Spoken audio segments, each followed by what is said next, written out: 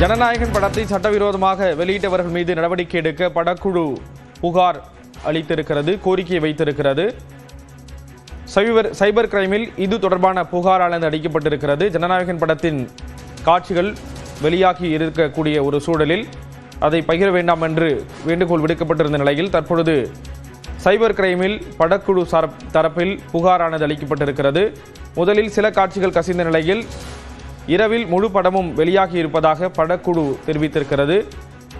படத்தை இணையத்தில் வெளியிட்டவர்கள் மீது நடவடிக்கை எடுக்க தயாரிப்பாளர் தரப்பில் கோரிக்கையானது முன்வைக்கப்பட்டிருக்கிறது. விவரங்களை செய்தியாளர் செந்தில் ராஜா வழங்க கேட்கலாம். செந்தில் ராஜா, விவரங்களை பகிர்ந்துக்கலாம்.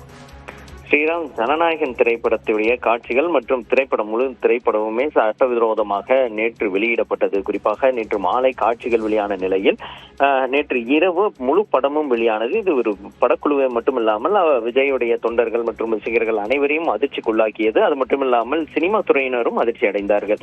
இந்த நிலையில் தான் இதை சட்டவிரோதமாக யாரும் பகிர வேண்டாம், நண்பர்கள் குழுக்கள் பகிர வேண்டாம், சமூக வலைதளத்தில் பகிர வேண்டாம் என படக்குழு தரப்பில் கோரிக்கை வைத்திருந்தார்கள். இது முதலீடு மற்றும் உழைப்பு இது சார்ந்த தாண்டி இது நேர்மையின்மை என்றும் அவர்கள் தெரிவித்திருந்தார்கள். மேலும் சட்ட நடவடிக்கை எடுக்கப்படும் என்றும் தெரிவித்திருந்தார்கள்.